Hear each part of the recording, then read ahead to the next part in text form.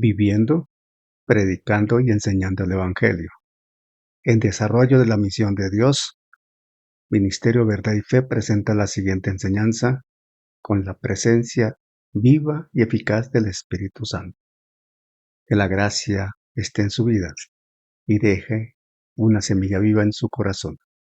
Muy buenas noches a mis hermanos, en el amor del Señor Jesucristo les recibimos un abrazo grande en Él.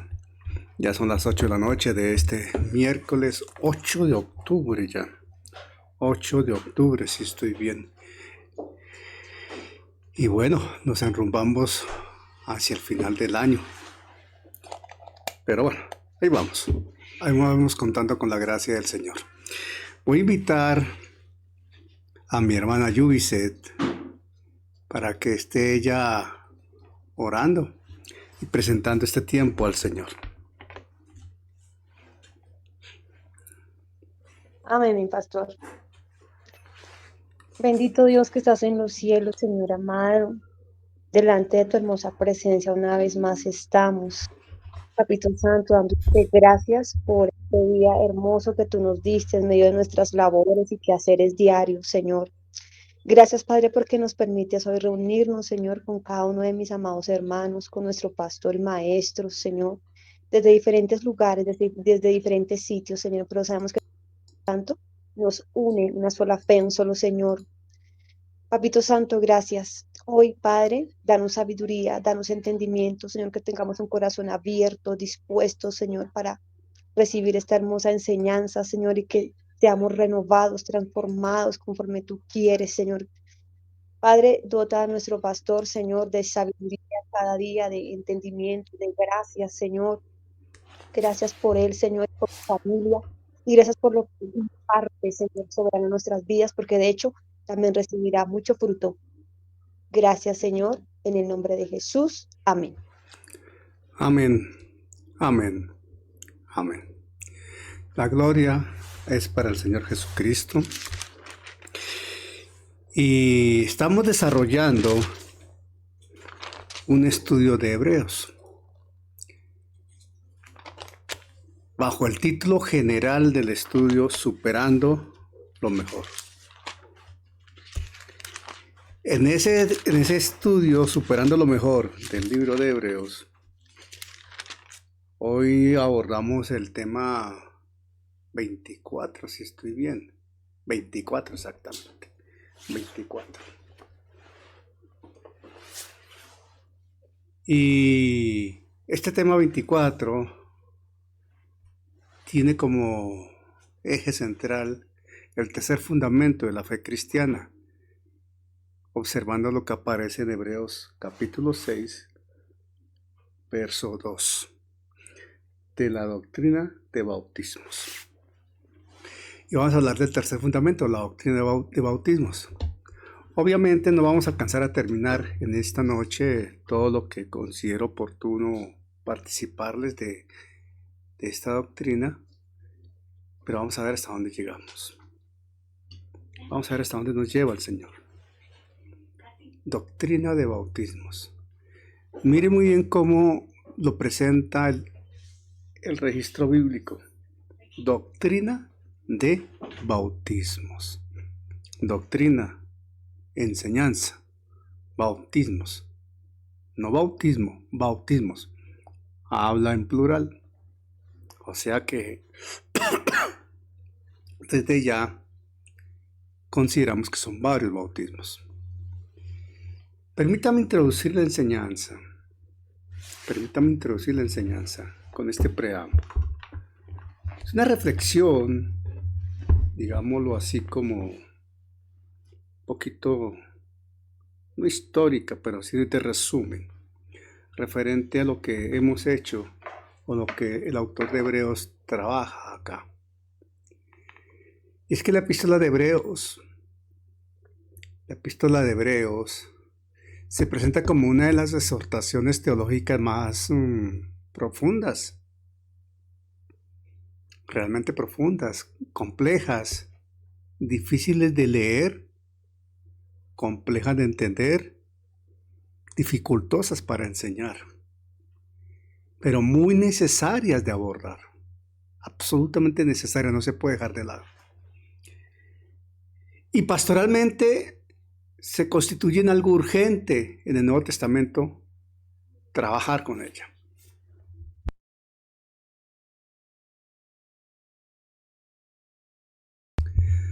Su autor, movido por una apremiante preocupación, se dirige a una comunidad de creyentes que, a pesar del tiempo transcurrido, permítanme un segundo, que es que mi gatica está muy inquieta aquí. Un segundo, por favor, perdóneme.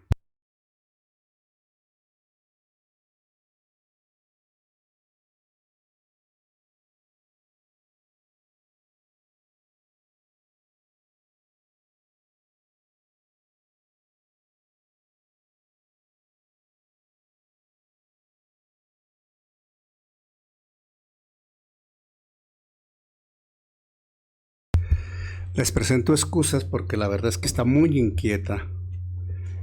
Debe tener frío o algo porque está que molesta hace rato. Qué pena con ustedes. Pero bueno, aquí estamos. Ahora sí me reubico, por favor. Y reitero, acepten mis excusas, pero no era la intención que la gatica llegara a molestar de esa manera. Y lo hizo. Entonces me tocó, como dice mi esposa, encerrarla. Bueno, esa es la gatica que más me quiere a mí, entonces quiere estar donde yo estoy. Ella se llama Katy. Y donde yo estoy quiere estar conmigo y no se puede. En este momento no se puede. Volvemos al tema.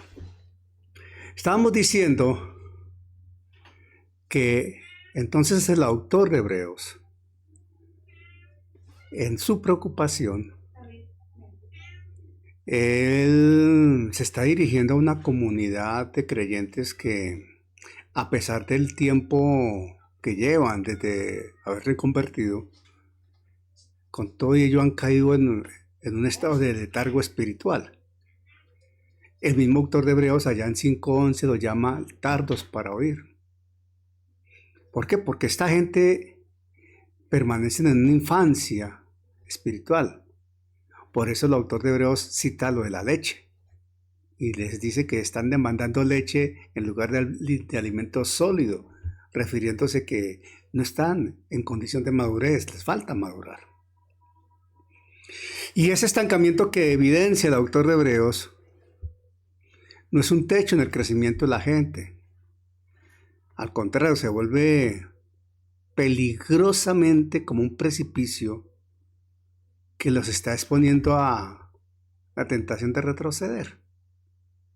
Y si retroceden, abandonan lo que implica Jesucristo, la suficiencia de Jesucristo, abandonan realmente la sustancia, la esencia del Evangelio.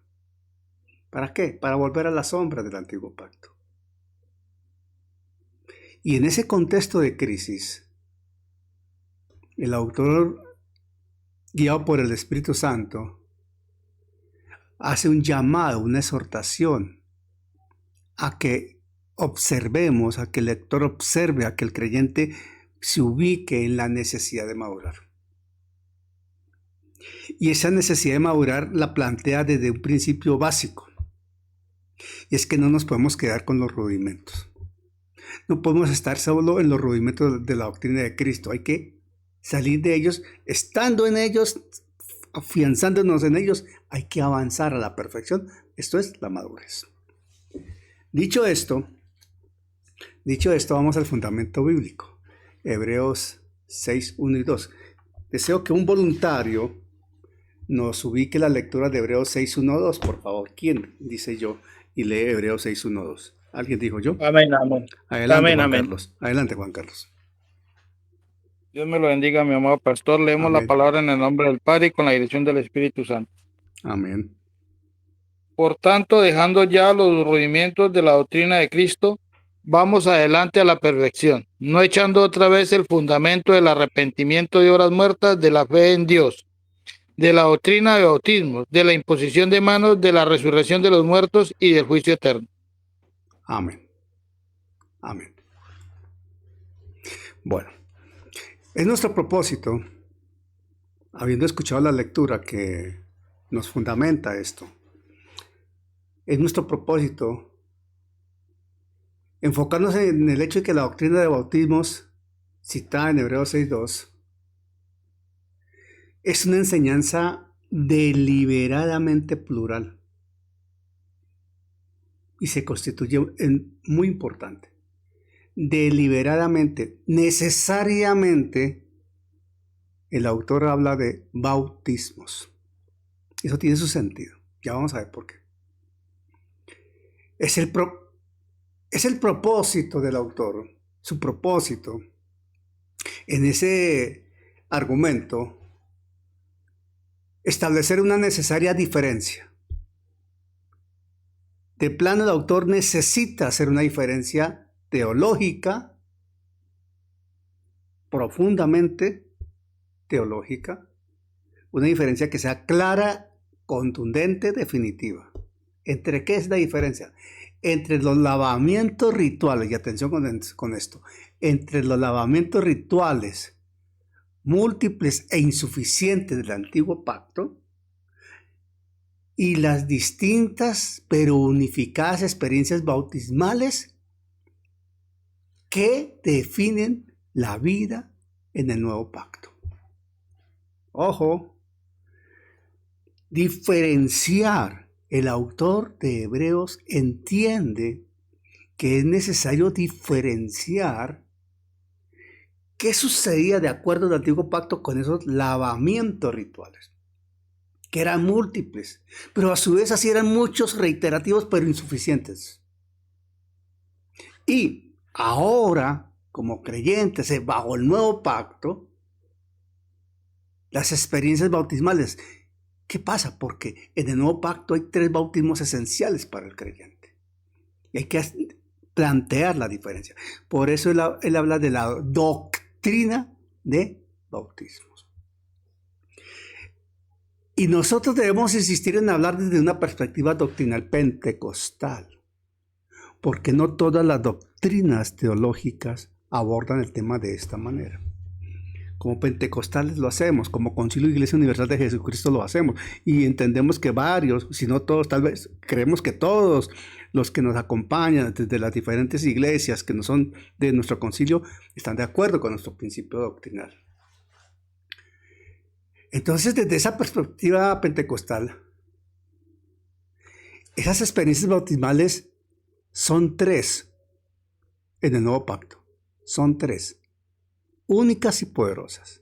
Atención, bajo el nuevo pacto. Experiencias bautismales o bautismos en el nuevo pacto. Los bautismos para el creyente en el nuevo pacto. Son 3. Cada uno único en sí mismo, poderoso por sí mismo, necesario y está ahí presente en la Biblia y el Señor lo otorga. Número uno, el bautismo o la inmersión espiritual en el cuerpo de Cristo. Ojo, el bautismo o la inmersión, sumergir, colocar, poner dentro del cuerpo de Cristo por obra del Espíritu Santo al momento del nacer de nuevo, al momento de la salvación. Cuando nacemos de nuevo, al nacer de nuevo, somos bautizados en el cuerpo de Cristo. Somos parte de la iglesia. Somos puestos ahí por el Espíritu Santo. Esa es la inmersión espiritual en el cuerpo de Cristo, el bautismo en Cristo. ¿Quién lo hace? El Espíritu Santo nos pone ahí. Número 1. Número 2. El bautismo o la inmersión en agua. El que todo el mundo conoce, el que se puede decir que todo el mundo ha aplicado como testimonio público de la fe que lo ha salvado. Testimonio público. Ese es una evidencia pública, la gente lo ve. Bajar a las aguas. El bautismo en aguas, bíblicamente establecido. La inmersión en agua, testimonio público. 3. La inmersión o el bautismo en el Espíritu Santo como revestimiento del poder para desarrollar la vida como creyente para poder desarrollar la misión que Dios nos ha dado, para poder desarrollar el ministerio que Dios ha establecido en nosotros. El bautismo en el Espíritu Santo. Esos son los 3 bautismos del creyente vigentes hoy, que están ahí presentes por causa o en razón, en virtud del nuevo pacto. Estos son unos. Otros del Antiguo Testamento que están presentes por allí, que fueron también registrados en la Biblia, hay que considerarlos porque para los creyentes hebreos, para la gente hebrea, esto tenía un contexto muy importante y el autor de Hebreos tenía que mirar cómo hacía la diferencia y cómo ilustraba, enseñaba y traía esa claridad a su gente, porque es necesario hacer la claridad. Y un bautismo de orden escatológico, que es el bautismo en fuego. Entonces, dicho esto, hay que entender que para el autor de Hebreos era importante lograr asumir, comprender y transmitir esta transición. ¿Por qué? Porque él está escribiéndole a judíos, gente con tradiciones y costumbres, que están en una transición saliendo del judaísmo al cristianismo y que a su vez están rodeados de cantidad de gentes que les están torpedeando plenamente con vuelvan a la ley, vuelvan a la ley, vuelvan a la ley. Entonces, esa transición hay que enfocarla y transmitirla. Y la plenitud de la provisión bautismal en Cristo. Lo que se tiene, la dimensión de lo que se recibe cuando somos bautizados en Cristo, cuando somos establecidos en el cuerpo, cuando somos puestos en el cuerpo. Y estos hechos, o este hecho, más bien, el del ser bautizado en el cuerpo, es el fundamento esencial que libera al creyente de la inmadurez y lo capacita para asimilar las verdades más profundas del Evangelio. Ojo con lo que estoy diciendo. El autor de Hebreos ha entendido la suma importancia de enseñar, de transmitir, de enfatizar, de recalcar lo que implica estar en Cristo, haber sido bautizados en Cristo, estar identificados en Cristo. ¿Por qué? Porque estamos en el cuerpo y Cristo, Jesucristo, la cabeza. Tú y yo no podríamos estar en el cuerpo si no hubiésemos sido bautizados en el cuerpo de Cristo, ocupando una posición única y suficiente, planeada por Dios, otorgada por Dios, con funciones y responsabilidades, con privilegios y honores, sí, pero con funciones de responsabilidad ante Dios. Estamos en el cuerpo de Cristo. Entender esto, ¿quiénes somos en Cristo? ¿Cómo estamos identificados en Cristo? ¿Por qué estamos en Cristo? ¿Para qué estamos en Cristo? Los privilegios que otorga el Señor, los honores, la honra que nos da el Señor por hacernos parte de Cristo y las responsabilidades y compromisos que asumimos por estar en Cristo. Entender eso hace que nuestra vida como creyentes sea enriquecida, empoderada y profundamente productiva. Entonces, la plena comprensión de esto lleva y dimensiona aún más la atención, el asumir, el recibir, el abrazar, el entender el sacerdocio superior y eterno de Cristo. Esto es importante porque estamos en Cristo. Es que hablar de la doctrina del bautismo no basta con decir Bautismo quiere decir meter en el agua y hay que bautizarse con el agua como una señal de obediencia y se acabó.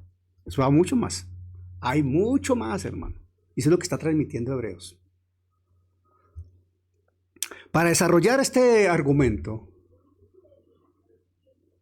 es perentorio hacer un recorrido en forma breve, como una reseña realmente, por algunos marcos de referencia de Hebreos 6:1-2. Hay que pasar por algunos aspectos para recordarlos. Veamos algunas cositas de Hebreos 6:1-2. Cuando dice la escritura allí, dejando los rudimentos, hay que entender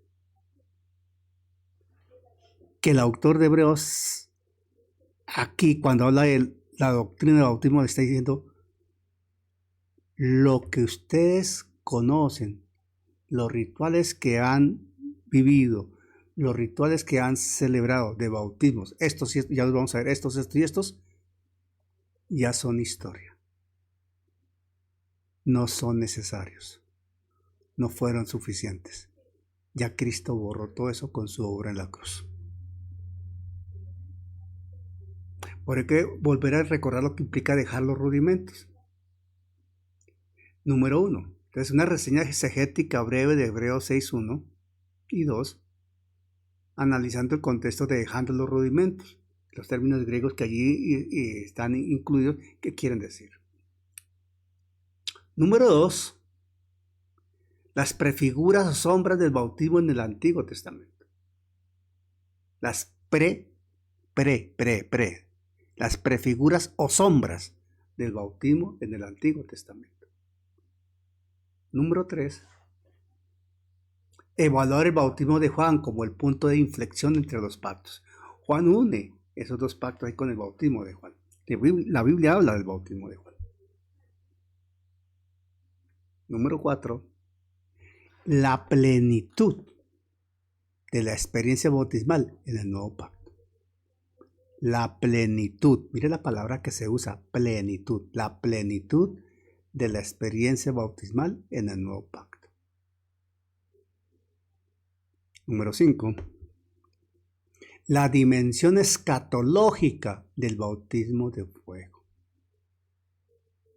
La dimensión escatológica del bautismo de fuego. Y número 6. Se hace necesario realizar una síntesis doctrinal, una síntesis, un resumen doctrinal, que demuestre cómo esta enseñanza fundamental, la doctrina de bautismos, sirve de plataforma indispensable para la madurez cristiana, y eso es a lo que llama el autor de Hebreos a sus lectores, a madurar en virtud de eso. ¿Por qué esto es tan importante? Tan importante que el autor de Hebreos lo cita. Número 1. Vamos a mirar entonces, dejando los rudimentos. Revisemos un poquito brevemente Hebreos 6:1-2. Vamos a mirar aquí. A ver, ¿qué dice esto? Desde un ámbito histórico, el registro bíblico nos permite entender el propósito de haber escrito Hebreos. La comunidad a la que va dirigida, predominantemente judío-cristiana, que está enfrentando una creciente persecución. Y en virtud de la persecución, estaban presionados y se sentían por presión y por atracción motivados a regresar a las prácticas familiares y sociales del judaísmo. El autor de Hebreos, para contrarrestar tal amenaza, porque era una gran amenaza, desarrolla un argumento sostenido sobre la absoluta superioridad de Jesucristo y el nuevo pacto. Total. La superioridad de Jesucristo, la superioridad del nuevo pacto. Y por eso él habla de la superioridad de Jesucristo sobre los profetas, sobre los ángeles, sobre Moisés, sobre Josué y sobre el sacerdocio de acuerdo al orden de Melquisedec. Hablando de la superioridad del sacerdocio de Jesucristo sobre el sacerdocio levítico y enfatizando que el sacerdocio levítico es temporal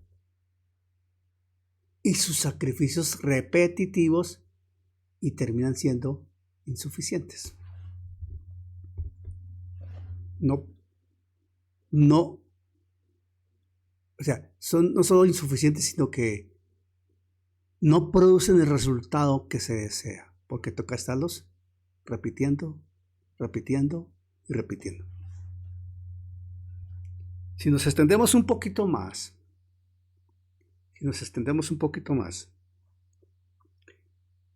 y consideramos lo que es Hebreos 6 del 1 al 8,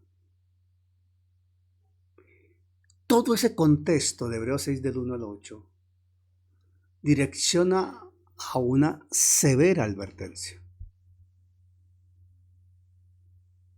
una notoria advertencia, porque justo después de hablarse del concepto esencial, profundo, sólido, determinante, apabullante de Cristo como sumo sacerdote, el autor hace ese paréntesis para introducir esto. Es como si el autor dijera, no, lo que voy a seguir hablando no lo puedo decir porque no me van a entender. Tengo que regresar a... Hay que volver a los básicos, recordar a los básicos haciendo estas aclaraciones, porque si no, ¿cómo van a entender lo que implica Jesucristo como sumo sacerdote? No lo van a entender. Porque hay inmadurez. Ok. Por lo tanto, el autor los amonesta. Y nos amonesta a nosotros también, llamándonos la atención de lo peligroso que es quedarnos como niños espirituales. Porque si hay algo que pasa en las iglesias, así es, hay mucho niño espiritual, mucho inmaduro espiritual. Y por haber tanta inmadurez espiritual, tanta infancia espiritual, con tantos años de trascendencia en las iglesias, es que hay tanta gente que termina en la apostasía. Por eso hay que madurar y se hace necesario estas aclaraciones. No es la repetición de la repetidera, es la necesidad de estar recordando cosas esenciales y enseñando. Una palabra esencial aquí, rudimentos. Los rudimentos.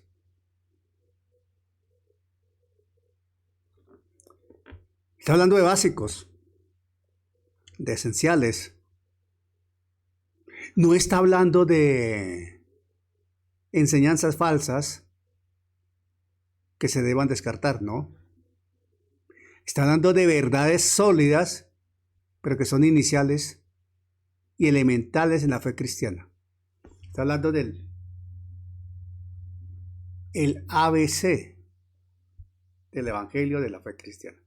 Que si no se tienen claras esas ideas, si no se tienen claro estos conceptos, si no se tienen claro estos rudimentos como fundamento, se crece mal. No es que el autor los menosprecie. No. Pero el autor sí insiste en el peligro de quedarse solo allí. Porque dice, párese ahí y crezca. Ahora, eso es rudimento, ahora perfección. Esa perfección, madurez, no está hablando de una impecabilidad absoluta, o sea, santo, tantas veces santo que mejor dicho, no comete un solo error. No estamos hablando de eso. Estamos hablando de madurez. conocimiento, entendimiento mayor, completo. Es la meta hacia la cual el autor exhorta a sus lectores y la Biblia nos exhorta a nosotros. Cuando la Biblia habla de vamos adelante, está hablando de dejémonos llevar adelante. Maduremos y dejémonos llevar a la madurez. Porque esto no es un esfuerzo humano, esto es una obra divina. Y el creyente se deja llevar por el plan de Dios, por la obra del Espíritu Santo. Esto es un recordatorio, porque ya lo hemos enseñado, pero hay que recordarlo. Ahora, la doctrina de bautismos. Dos palabras importantes.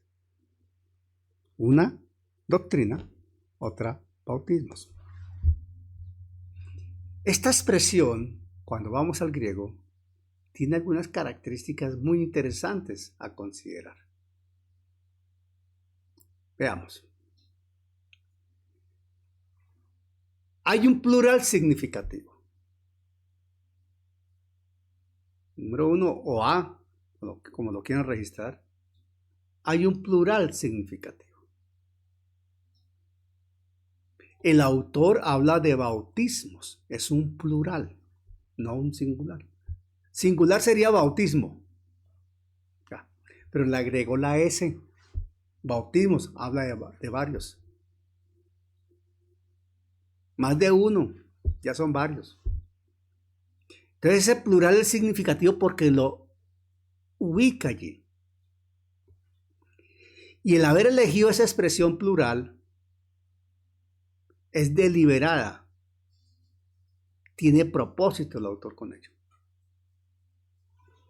Miren, atención a lo que voy a decir. Atención a esto.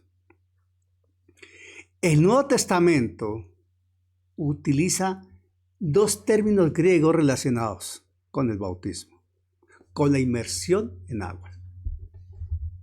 Dos términos griegos que tienen el mismo origen, aparente habla de lo mismo, pero tienen aplicaciones diferentes. Uno es baptisma, así, baptisma. El otro es baptismos. Baptisma, baptismos. Ya las palabras de por sí se parecen, pero se diferencian finalmente. Solo se parecen, no son iguales. No son iguales. Se parecen, pero no son iguales. Mientras que baptisma se usa prácticamente para referirse al bautismo cristiano.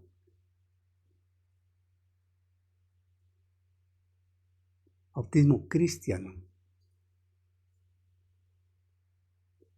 O al de Juan. Al de Juan. El término baptismos, la expresión griega baptismos, hay en su forma plural. Atención. El término baptismos en su forma plural se emplea a menudo para aludir, para llamar la atención, para aplicar, para enunciar, para recalcar, para hablar de los diversos lavamientos y purificaciones rituales del judaísmo. Atención, bautismos en ese plural se emplea a menudo para hablar de los diversos lavamientos y purificaciones rituales del judaísmo. Y estos lavamientos y purificaciones rituales del judaísmo son muy diferentes a los bautismos nuevo testamentarios bajo el nuevo pacto. Mire, vamos a Hebreos 9:10. Hebreos 9:10 dice esto. Hebreos 9:10 dice lo siguiente. Atención. Hebreos 9:10 dice así. Dice así Hebreos 9:10. lo cual es símbolo para el tiempo presente, según el cual se presentan ofrendas y sacrificios que no pueden hacer perfecto en cuanto a la conciencia al que practica ese culto. Ahora viene el 10. Ya que consiste solo de comidas y bebidas, de diversas abluciones y ordenanzas acerca de la carne. Abluciones. Ese término está relacionado con lo que estamos citando. Abluciones. Diversas abluciones. Bautismos. Marcos 7:4. Marcos 7:4. También usa esa misma expresión, refiriéndose a las purificaciones ceremoniales de los fariseos. Vamos a Marcos 7:4. Marcos 7:4. Marcos 7:4. Voy a buscar acá. Marcos 7:4. Amén. Dice, Amén, adelante, pastor, ya lo encontré. Adelante. Y volviendo de la plaza, si no se lavan, no comen. Y otras muchas cosas hay que tomaron para guardar, como los lavamientos de los vasos, de beber y de los jarros y de los utensilios de metal y de los lechos. Gracias. Lavamientos. Es que los fariseos le atribuían acciones de santificación a lavar los trastes de la cocina, a lavar las cobijas de las camas, a lavar los utensilios de la casa. Eso es un legalismo a ultranza, absoluto. Por eso hablamos del plural significativo, bautismos. Ahora, otra expresión es la necesidad de la enseñanza. Recuerden que ya estamos hablando de doctrina de bautismos. Bautismos, plural. Doctrina. La doctrina es la enseñanza. El didaches del griego. Didaches. Enseñanza. Y la inclusión de la palabra enseñanza o doctrina está marcando la importancia de la instrucción desde la infancia, desde los comienzos en la iglesia primitiva, en la cultura religiosa judía. Mire, para un judío, para una persona que se convertía al judaísmo, para un judío, era fundamental recibir una enseñanza clara que le permitiera discernir varias cosas. Número 1. El judío necesitaba tener clarito, y se le enseñaba desde niño esto, las abluciones levíticas, que eran simbólicas y solo purificaban la carne. Allá en Levíticos hablan de eso, las abluciones levíticas, que eran simbólicas y solo purificaban la carne. Número 1. Para el judío era importantísimo también entender, ya en tiempos de Jesús, mucho más cerca de Jesús obviamente, el bautismo preparatorio de Juan, que llamaba al arrepentimiento en anticipación del Mesías. ¿Cómo era ese bautismo de Juan? ¿Cómo era ese llamado al arrepentimiento? Porque el bautismo de Juan llamaba al arrepentimiento. Y número 3, para ese judío que se había convertido, era importante entender el bautismo cristiano definitivo en Cristo. Entonces ellos tenían las abluciones levíticas, que eran simbólicas y solo purificaban la carne por tradición y costumbre. Desde sus ancestros los habían escuchado, los habían practicado, estaban con él, los llevaban en su genética religiosa. ¿Cómo quitar esto? Como complicado, ¿verdad? Lo llevaba en su genética. El bautismo preparatorio de Juan, lo habían visto, vieron a Juan desde un comienzo cómo exhortaba al arrepentimiento y hablaba de un Mesías que iba a venir, del cual no soy digno ni siquiera de desatar el calzado de sus pies, decía Juan. Y ahora que conocieron a Jesús, el bautismo cristiano definitivo en Cristo. Pero más aún, cuando hablan del bautismo cristiano definitivo en Cristo, cuando el converso judío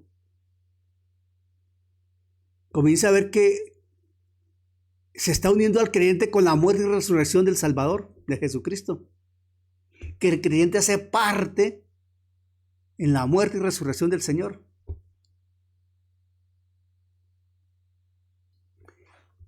Enseñar esto con claridad para este público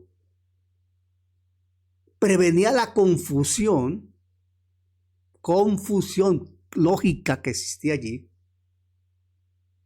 y la mezcla de las sombras del antiguo pacto con la sustancia y la realidad del nuevo pacto. Miren, hermanos,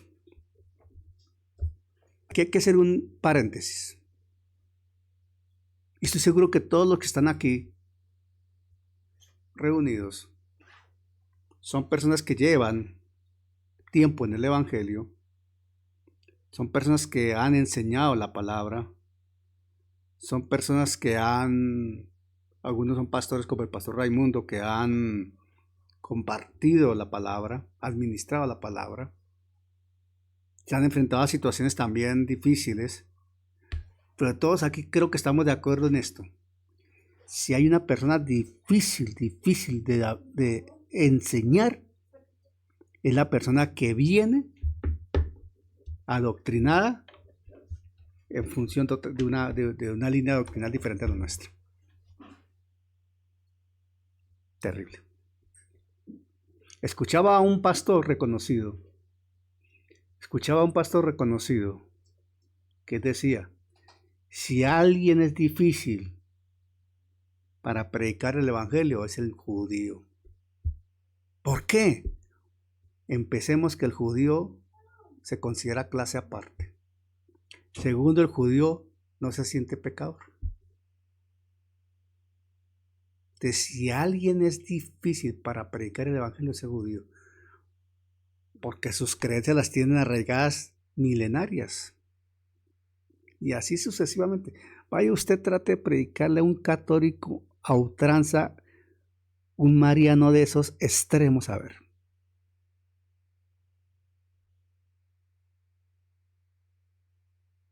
Son situaciones difíciles. Casos como los que hemos vivido todos nosotros, que hemos conocido todos nosotros, es lo que estaba viviendo el autor de Hebreos y lo estaba viendo ahí con los judíos. Para que no se confundieran, ¿qué tenía que hacer? Enseñar con total y absoluta claridad las diferencias. ¿Qué es una cosa, qué es otra? ¿Qué nos está enseñando a nosotros hoy esto? Hermano, cuando vayamos a predicarle a personas que nosotros los vemos radicales, tenemos que tener los argumentos claros, claritos, de una cosa y de otra, para saber poner los puntos sobre las íes. ¿Cuáles son las diferencias clarísimas? ¿Cuáles son los puntos de error? ¿Cuáles son los argumentos válidos y sólidos? Si estamos titubeando, con el solo hecho de titubear, al buscar un versículo que yo voy a hablar de Juan 3:16 y termino en Juan 14:20, olvídese, hermano. Usted debe estar seguro de lo que está haciendo. Totalmente. Por eso el autor de Hebreos aquí nos está dando una lección de la importancia de tener claridad en la enseñanza. Porque él necesitaba, sí, ustedes conocen todo esto desde la antigüedad, claro, pero espérese, esto conduce a lo siguiente, y empezó a enseñar. Va a decir que en Jesucristo se había cumplido todo y Jesucristo había suprimido todo lo anterior y Jesucristo era superior. Por eso todo lo que está planteando Hebreos del capítulo 1 al 5, para llegar a este punto que es un punto conector entre lo que va a desarrollar más adelante. Es que no es casualidad que esto esté justo en el 6:1-2, hermano. prácticamente la mitad de lo que es la epístola a los hebreos. Está ahí, esta parte. Justo en la mitad se puede decir. Eso tiene su razón, hermano. Bueno, dicho esto, estamos viendo el plural el plural significativo. ¿Por qué el plural de la palabra bautismos? ¿Por qué el plural? ¿Por qué la necesidad de la palabra enseñanza? Y ahora la lista de los 6 fundamentos. 6 fundamentos. La doctrina de bautismos se presenta entre una lista estructurada que comprende 6 doctrinas fundamentales, organizada por parejas. Miren esto, organizada por parejas. Primero, el arrepentimiento de obras muertas y la fe en Dios. Atención. Arrepentimiento de obras muertas y fe en Dios. Ya las vimos. Arrepentimiento de obras muertas y fe en Dios es la base de la conversión a la fe cristiana. Esencial. Arrepiéntase y tenga fe en Dios. Fe salvífica en la obra de Jesucristo. Arrepentimiento de obras muertas y fe en Dios. La base de la conversión está ahí. 2 fundamentos. Y son básicos. Si no están presentes estos 2, ¿de qué conversión estamos hablando? ¿De qué nacer de nuevo estamos hablando? ¿De cuál nueva criatura estamos hablando? Número 2. Doctrina de bautismos e imposición de manos. Otros 2 conceptos. Son como los rituales de iniciación y bendición. Las ordenanzas para que la persona se inicie y quede bendecida para el desarrollo de su vida en el Evangelio. Doctrina de bautismos e imposición de manos. ¿Qué implica eso? ¿Qué alcance espiritual tiene esto en el creyente? Empezando que el primer bautismo que debe saber la persona claramente es que fue bautizado en el cuerpo de Cristo. ¿Ya? Y por eso es nueva criatura.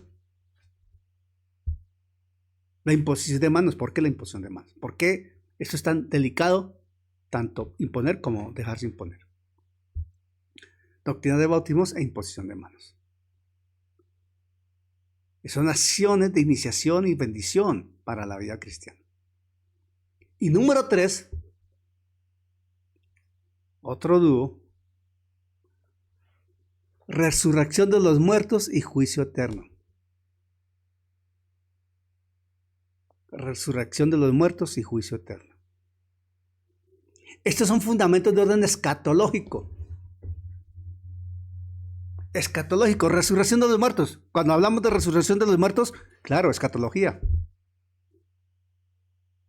Porque estamos hablando de la resurrección de los muertos para una existencia eterna.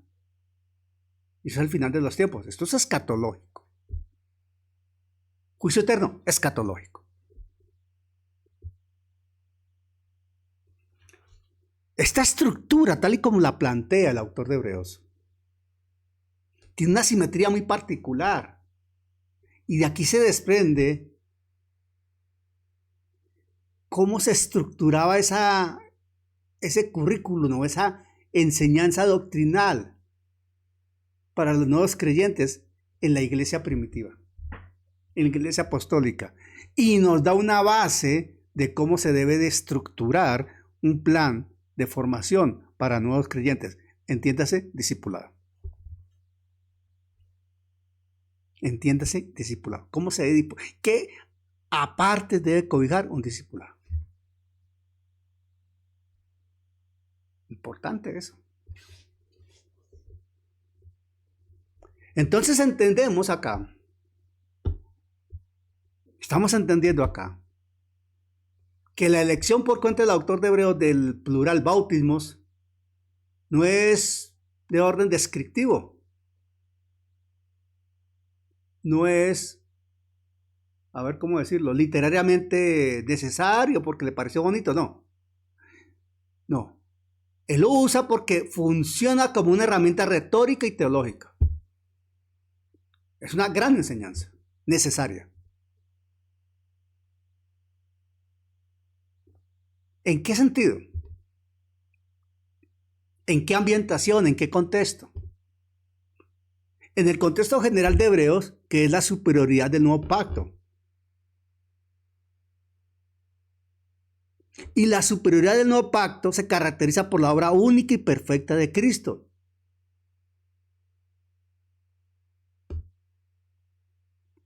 La superioridad del nuevo pacto se caracteriza por la obra única y perfecta de Cristo. Esto en contraste con el antiguo pacto.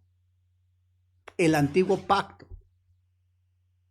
Caracterizado por la repetición de sacrificios y rituales. Sacrificios y rituales. Repetición. La obra de Cristo fue una, única y perfecta, suficiente. Los rituales del antiguo pacto, repetitivos. Repetitivos, repetitivos.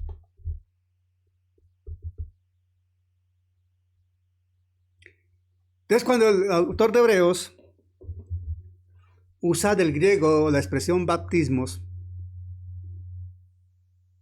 asociado con los múltiples lavamientos judíos, y él habla de la enseñanza sobre ellos como un rudimento, algo que ya deben conocer y saber,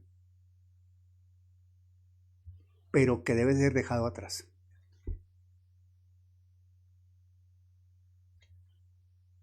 Ustedes lo conocen, pero déjelo atrás. No lo necesitan. Ahora necesitan a Cristo porque Él es suficiente. Con eso, cuando Él les dice, miren, es que los lavamientos del Antiguo Testamento sí existieron, eran importantes en su momento, todos nosotros lo practicamos en su momento, claro que sí, pero ¿sabe qué? Hay que dejarlos atrás. Porque esos lavamientos, esos rituales, eran sombra de lo que Cristo vino y realizó, y por lo cual ya los mismos quedaron atrás. Ya en Jesucristo lo tenemos todo presente. Entonces él muy sabiamente, finalmente pues es el Espíritu Santo quien lo inspira, refuerza su argumento principal, la superioridad de Jesucristo. Esto quiere decir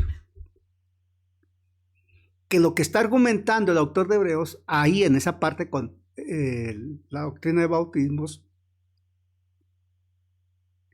está posicionando todo el sistema ritual del Antiguo Testamento, del Antiguo Pacto, como el punto de partida. Punto de partida básico de la fe, de la vida en la relación con Dios, y no como su destino final. Es el punto de partida. De allá partimos. Pero de allá partimos y en la medida que avanzamos nos alejamos del punto de partida. El destino final es diferente. Entonces lo que está diciendo es, no hay necesidad de volver atrás. No hay necesidad de mirar atrás. Hay que mantener los ojos al frente. Él lo va a decir más adelante en Hebreos 12, puestos los ojos en Jesús, el autor y perfeccionador de la fe. Avanzando hacia la plena realidad que se encuentra únicamente en Cristo. En Cristo, en Cristo, en Cristo, solo en Cristo. Puestos los ojos en Jesús, mirando al trono de la gracia. Entonces de aquí se desprende la necesidad de mirar las sombras y tipos. Esa prefiguración del bautismo en el Antiguo Testamento. Vamos a ver qué cansamos de esto, que ya el tiempo se está agotando. Sombras y tipos. Prefiguración del bautismo en el Antiguo Testamento. Mire, antes de que la ordenanza del bautismo fuera instituida, ejemplarizada por Cristo, el bautismo en agua, Él se bautizó sin necesidad de ser bautizado, sin necesidad de requerir el bautismo. Dios preparó a su pueblo a través de eventos históricos y rituales ceremoniales. Y estos funcionaron como tipos y sombras. Todos sabemos aquí que el Antiguo Testamento tiene muchos tipos y sombras que se materializaron en Jesucristo. Eso prefiguraba la profunda realidad espiritual de la inmersión en Cristo, del bautismo en Cristo, que es la que vivimos nosotros hoy, identificados en Cristo. El primer aspecto, el agua. El agua como símbolo de juicio y salvación. El agua como un símbolo dual, doble, juicio y salvación. Miren, el agua es muy importante en la narrativa bíblica. Desde los dos contextos. En la palabra, el agua es un poderoso símbolo ambivalente porque tiene dos aplicaciones. Representando, por un lado, el juicio de Dios, el juicio destructivo de Dios contra el pecado, pero también representa el medio que Dios usa para purificar y salvar. Es algo interesante, miren. Vamos a mirar el caso de Noé, el diluvio de Noé. Un voluntario que ubique, Pastor Raimundo, por favor, Primera de Pedro 3, 20, 21. Primera de Pedro 3, 20, 21, por favor. Pastor Raimundo, ¿lo tiene a la mano? Ya voy llegando, pastor. Buenas noches. Buenas noches, Pastor Raimundo. Qué gusto escucharlo. Adelante. Gracias. Primera de Pedro 3, 20, 21. Primera de Pedro 3, 20 y 21. Dice la palabra de Dios en el nombre del Padre, del Hijo y del Espíritu Santo. Amén. Dice, los que en otro tiempo los que en otro tiempo desobedecieron, cuando una vez esperaba la paciencia de Dios en los días de Noé, mientras se preparaba el arca, en el cual pocas personas, es decir, 8, fueron salvadas por el agua. El bautismo que corresponde a esto ahora nos salva, no quitando las inmundicias de la carne, sino como la aspiración de una buena conciencia hacia Dios por la resurrección de Jesucristo. Amén. Amén. Gracias, Pastor Raimundo. Estamos hablando del diluvio. Época de Noé. Y fijémonos cómo el apóstol Pedro identifica explícitamente el diluvio como una prefigura del bautismo. Porque en su relato habla del bautismo, el 3:21, el bautismo que corresponde a esto. ¿A qué? Al hecho de lo que sucedió con Noé. No estamos diciendo aquí en forma específica que el bautismo salva, refiriéndonos al bautismo en agua. No.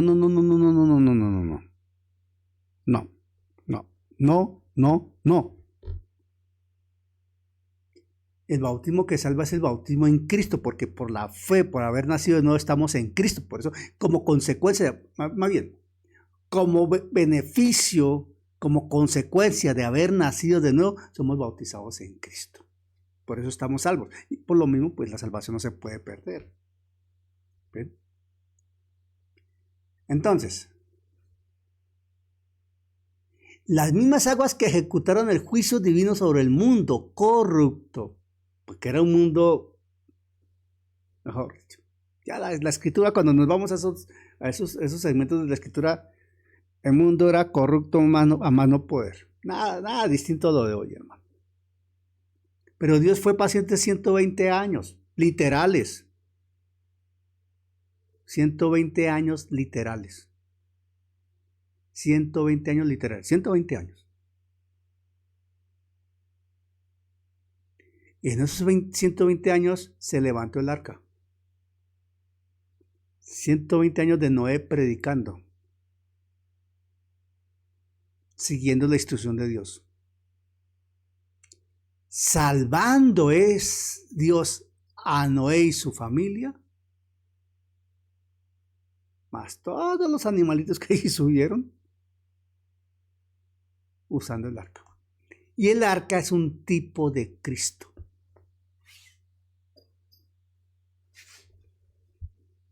Mi hermano, atención, mientras el diluvio ejercía un juicio de destrucción sobre este mundo, los que estaban en Cristo estaban seguros en medio del juicio.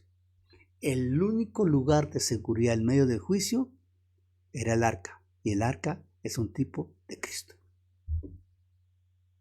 Entonces, el diluvio establece un patrón, algo para considerar y seguir.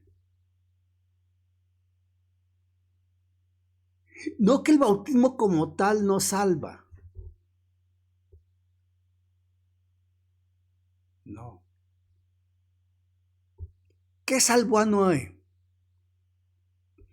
¿Estar en el arca o haber hecho caso para subir al arca? ¿Qué lo salvó?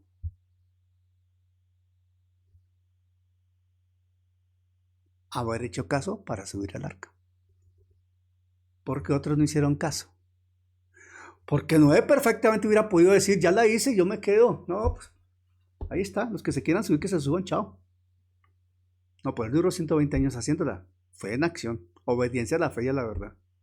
Pero se subió. Ese fue el acto. Noé se subió y lideró a su familia. Se subió. Ya estando en el arca, estaba a salvo. Porque se subió. Y esa arca, la escotilla la cerró Dios. El bautismo espiritual en el cuerpo de Cristo por el Espíritu Santo al momento de la salvación se prefiguró ahí.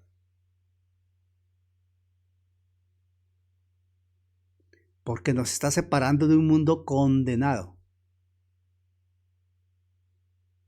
llevándonos a través de un mundo que está en una situación terrible, disfrutando de una nueva vida en Cristo Jesús. Es un cuadro de nuestra situación. El cruce del Mar Rojo es otro ejemplo. El cruce del Mar Rojo. El apóstol Pablo interpreta el paso de Israel a través del Mar Rojo como un bautismo de Moisés en la nube y en el mar. Eso está en 1 Corintios 10 del 1 al 4. Alguien que me lea por favor 1 Corintios 10 del 1 al 4. O vaya, digámosle a Mercedes Garzón, hermana María Mercedes Garzón, por favor. ¿Tienes audio? 1 Corintios 10 del 1 al 4. Amén, sí, Señor. Gracias, 1 Corintios, capítulo ¿qué? 10, del 1 al 4. Capítulo 10, del 1 al 4. Amén, sí, Señor. Aquí está, con la bendición del Padre, Hijo y Espíritu Santo. Porque no quiero, hermanos, que ignoréis que nuestras palabras, todos estuvieron bajo la nube y todos pasaron el mar. Y todos en Moisés fueron bautizados en la nube y en el mar. Y todos comieron el mismo alimento espiritual, y todos bebieron la misma bebida espiritual, porque bebían de la roca espiritual de los que seguía la roca, y la roca era Cristo. Amén. Pablo, gracias hermana Mercedes. Pablo nos habla del bautismo de Moisés en la nube y en el mar. Es una figura de la salvación. Ese evento marcó la liberación definitiva de Israel de la esclavitud de Egipto. Salieron de Egipto. Pasaron el mar.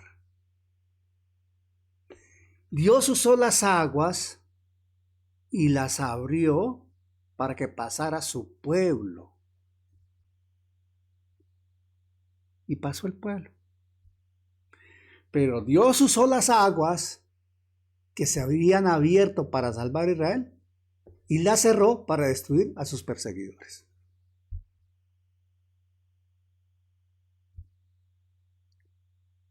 Ese cuadro nos simboliza la experiencia del creyente en el bautismo. Es una liberación radical del poder esclavizador del pecado, ese Egipto. Y la entrada en una nueva identidad y pacto bajo un nuevo liderazgo, Cristo, nuestro Mesías.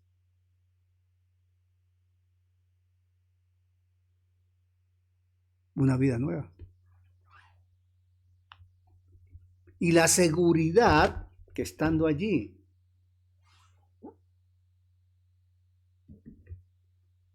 el que nos protege es el Todopoderoso.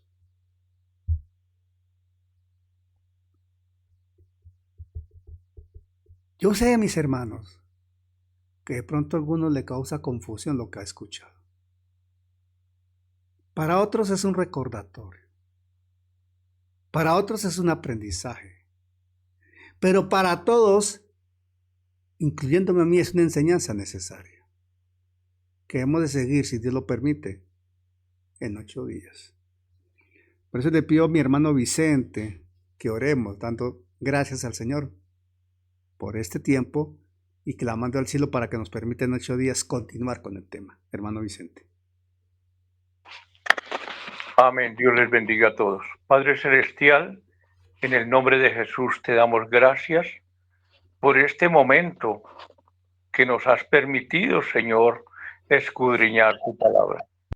Te damos gracias, mi Señor y Dios, por tu siervo, al que usas para enseñarnos, Señor. Te damos gracias porque tú, Espíritu Santo, eres el que pones la sabiduría en cada uno de nosotros, tanto para enseñar como para aprender de tu palabra. Padre amado, gracias por tu amor y tu misericordia, Señor, y ayúdanos para que en 8 días podamos seguir con este tema. Te damos toda la gloria y la honra a ti, Padre, en el nombre de Jesús. Amén y amén. Amén. Que la gracia les acompañe y el Espíritu Santo les revele el propósito divino a través de esta enseñanza. Un abrazo en Cristo y hasta la próxima. Felicidades.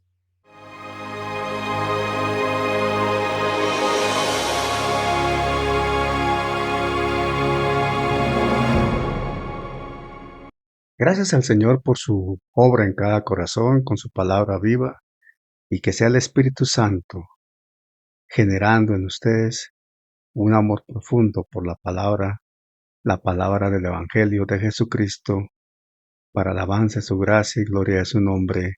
Amén.